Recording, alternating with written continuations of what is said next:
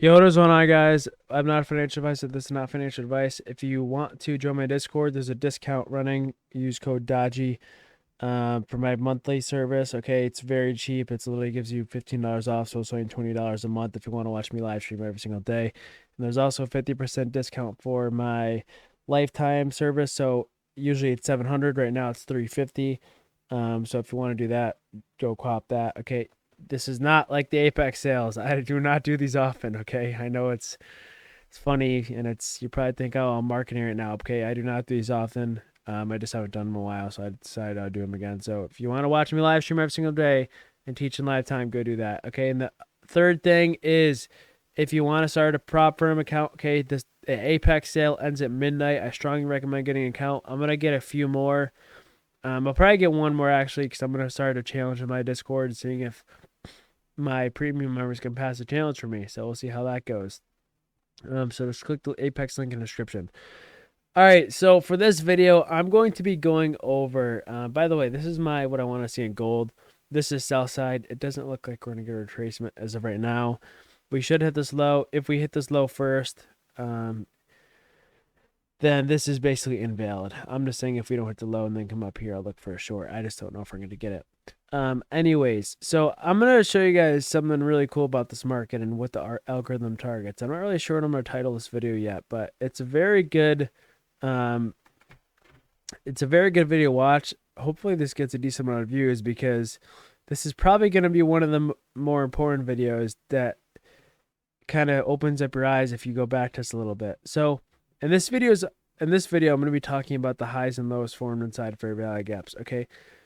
What this algorithm does is something I've learned from experience. Okay. We create a lot of these highs and lows inside fair value gaps. For example, this right here. Okay. And I like when they're singular fair value gaps, although they can be double, triple, whatever. Okay.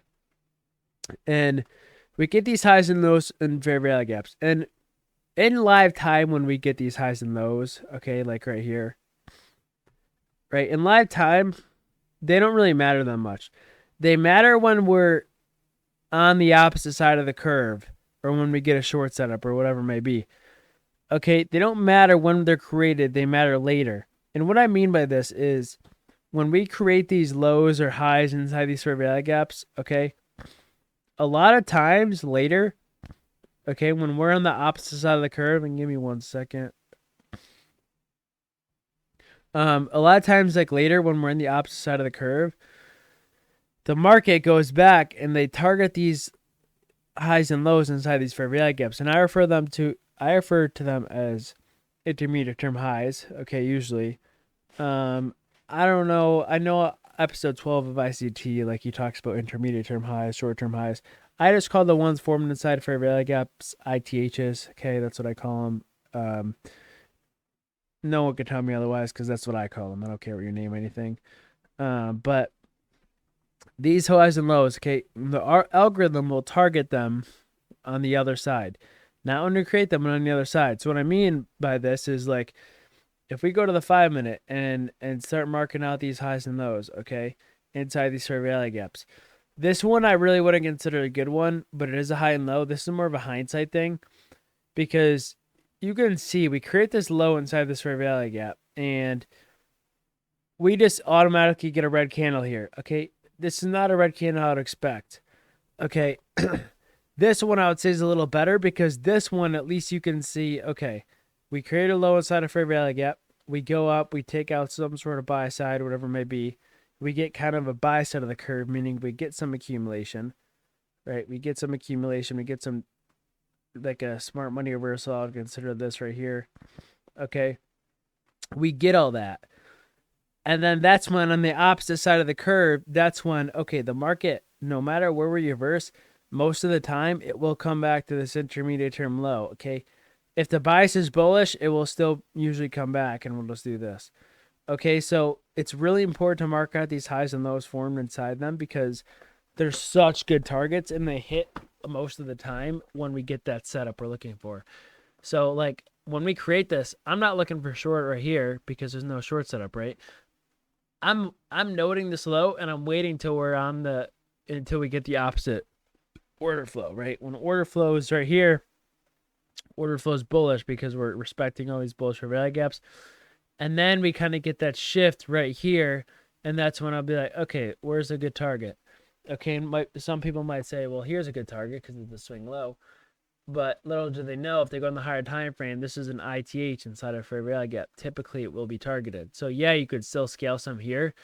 But if you do see an ITH, okay, make sure you're leaving some runners because a lot of times the market will go ahead and hit this, okay? Same thing with like the one today down here, right? I was never interested in this low until we got like a kind of dump from today, right? I'm not really interested in this low hitting on the 1 hour until we get that 1 hour inversion, that 1 hour fair value gap, whatever it may be. And when we get this 1 hour inversion, that's when I'm like, okay, maybe I'll start looking at it. Okay. And then even this like 1 hour fair value gap right here kind of confirms it even more as being like, okay, we're probably going to go to this, right? It's an intermediate term low formed inside of fair value gap.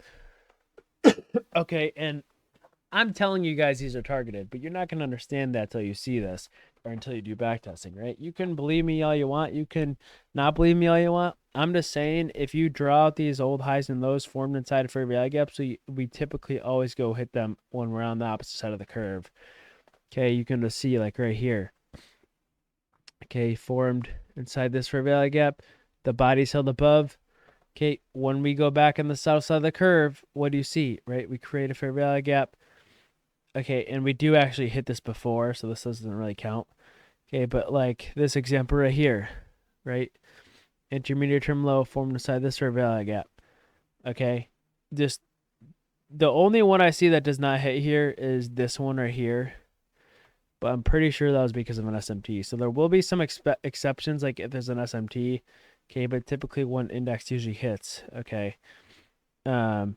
This one is an interesting one. So this one, we get this intermediate term low, and we actually do take it by a tick. But because we do take it by a tick, we end up coming back later anyways. But this one still gets taken out by a tick, right? If you look at the low of this candle, it's 14,811. Low of this candle is 14,811.25. So we do take it by a tick. Okay, same thing with like this one right here. We have a fair value gap here. It's a single fair value gap. The bodies respect it. And it's if the body's respected, but we wick below the fair value gap, this still counts. This is still an intermediate term low inside of fair value gap. Okay, it still counts. So you just draw it over to the right. Next time we're on the south side of the curve, if you're unsure where to target that intermediate term low or high inside that fair value gap, which would be right here. Okay. Same thing with like right here. Okay.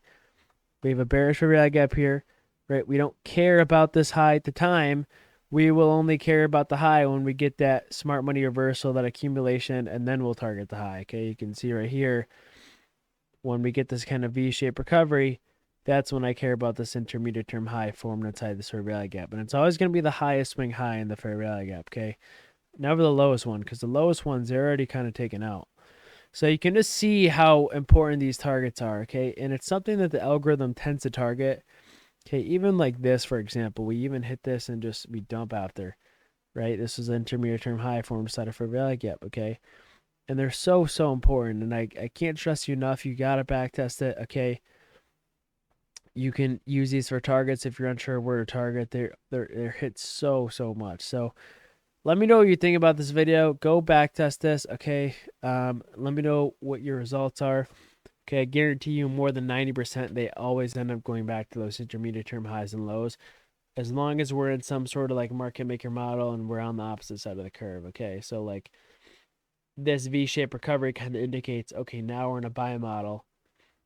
The target would be the next intermediate term high, which is right here. Okay.